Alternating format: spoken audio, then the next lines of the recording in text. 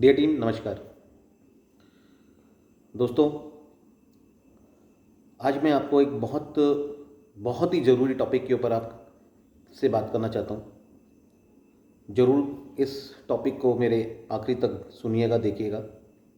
दोस्तों, जब भी हम कोई काम करते हैं, कभी कभी हमने ट्रेडिशनल बिजनेस भी किया, उसमें हम फेल हो जाते हैं, तो हम अपनी किस्मत को दोष देते हैं। या मेरा ना ग्रह ठीक नहीं चल रही है, मेरी किस्मत ठीक नहीं है, बहुत बार हम ऐसा मानने लग जाते हैं। दोस्तों, इसी वजह से हमें नेटवर्क मार्केटिंग को करना चाहिए, क्योंकि कई बार जब हम अपनी किस्मत को दोष दे रहे होते हैं, हो सकता है आपके सही मायने में स्टार्ट्स खराब हो, अगर आप सोचते हैं तो। लेकिन नेटवर्किंग के अंदर आने के बाद पता नहीं आपकी टीम में किसके स्टार्स इतने शानदार हैं, इतने हाई लेवल पे हैं, जिसकी वजह से उसके स्टार्स आपको फेवर करेंगे और उसके ग्रहों की वजह से आप बहुत बड़ा पैसा कमा सकते हैं, बहुत बड़ी कामयाबी हासिल कर सकते हैं। इस बात को समझते होंगे कि कभी कभी दूसरे की किस्मत से, कभी क्या, ऑलवेज हमारी किस्मत के साथ दूसरे की किस्मत जुड़ी हुई होती है। अगर दूसरे की किस्मत हमारी किस्मत से जुड़ जाए और उसकी किस्मत बहुत शानदार चल रही है, तो उसकी किस्मत से आप कामयाबी हासिल कर सकते हैं। छोटी सी स्टोरी के माध्यम से मैं आपको क्लियर करना चाहूँगा। एक बार क्या होता है, गांव में बहुत ज़बरदस्त बारिश होती है, बहुत ज़बरदस्त बारिश होती है। मतलब इतनी बारिश हो रही होती है कि ऊपर से बिजली कड़क रही थी, ज़बरदस्त बारिश होती है और कुछ लोग उस बारिश में फंस जाते हैं। 15-20 लोग होते हैं, बच्चे भी होते हैं, बूढ़े भी होते हैं, जवान भी होते हैं, और वो उस बारिश में फंस जाते हैं। तो उस बारिश से बचने के लिए वो एक पेड़ के नीचे जाके खड़े हो जाते हैं कि जब तक बारिश रुकती है हम यहाँ खड़े हो जाते हैं। और उस पेड़ के नीचे खड़े रहते हैं, बहुत देर तक वो पेड़ के नीचे खड़े खड़े रहते हैं। बारिश रुकने का नाम नहीं ले रही होती और एक ऊपर से बिजली कड़क रही है, बड़ी तेज बिजली कड़क रही है। बिजली कड़कती है, पेड़ तक आती है, वापस चली जाती है, जैसे कि पेड़ पे गिरेगी और सबको मार देगी। कम से कम ये सिलसिला 8-10 बार हुआ। बिजली आती पेड़ के पास और वापस चली जाती। सब लोग बड़े हैरान कि अरे बिजली बड़ी तेज़ी से नीचे आ रही है, जैसे पेड़ पे गिरेगी, हम में से किसी को मारना चाहती है। लेकिन कोई इस यहाँ पर ऐसा है जिसकी वजह से हम बच रहे हैं, और कोई एक ऐसा व्यक्ति यहाँ पे ज़रूर है जिसको बिजली मारना चाहती है। तो वहाँ पे एक बुज़ुर्ग थे, समझदार व्यक्ति थे। उन्होंने डिसीजन लिया कि हम एक काम करते हैं, सामने पेड़ है, एक एक करके एक एक व्यक्ति यहाँ से बाहर निकलेगा, उस पेड़ पे चला जाएगा। सभी को मरने की बजाय जिस पे वो बिजली गिरना चाहती है वो उसी पे गिर लेगी और वो वहीं मर लेगा। ठीक है, फाइनल हो जाता है। एक व्यक्ति निकलता है, बाहर निकल जाता है, दूसरे पेड़ के नीचे जाके खड़ा हो जाता है। बिजली कड़कती है, फिर वापस उसी पेड़ पे जहाँ पे सब लोग खड़े होते हैं, फिर वापस चली जाती है। उनको महसूस होता है नहीं, अभी भी और बाहर निकलने चाहिए लोग।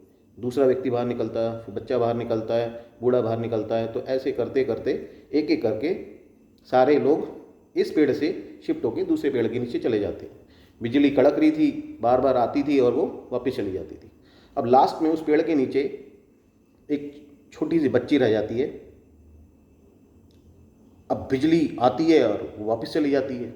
लोग कहते हैं यार ये तो एक ही बच्ची बची है और उसके बावजूद भी इस पेड़ पे ये बिजली नहीं गिरी, और वापस बिजली आती है बड़ी तेज, और जहाँ पे सारे के सारे लोग गए, दूसरे पेड़ के नीचे गए होते हैं, वहाँ पे बिजली कड़कती है और उस पेड़ पे गिरती है, वहाँ पे सारे लोग मर जाते हैं। बात समझ में आ गई होगी आपको दोस्तों।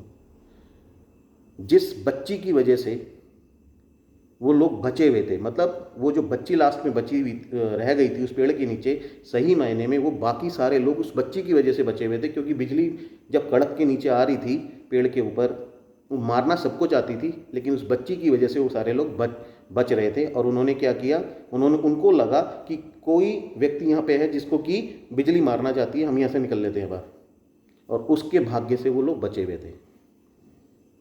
तो दोस्तों, नेटवर्किंग के अंदर भी ऐसा ही होता है कि किसके भाग्य से आपकी किस्मत चमकने वाली है ये नहीं पता।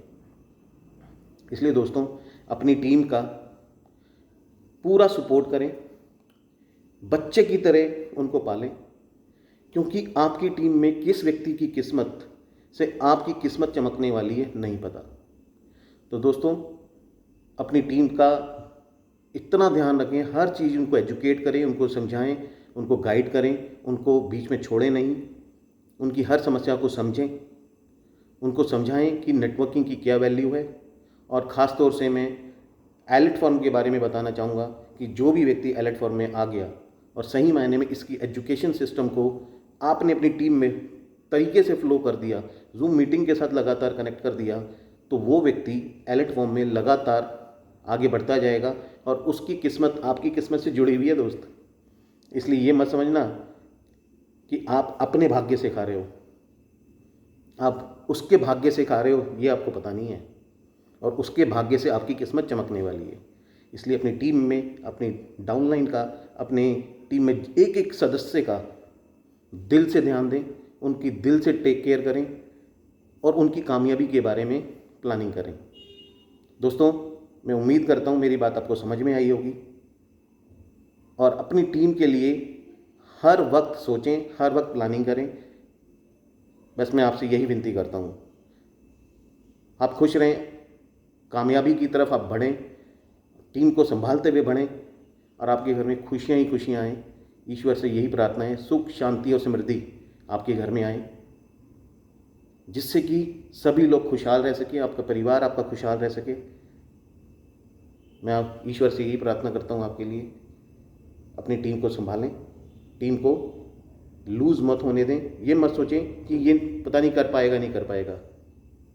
मैं आपसे विनती करता हूँ, have a nice day, take care, आपका दिन शुभ हो।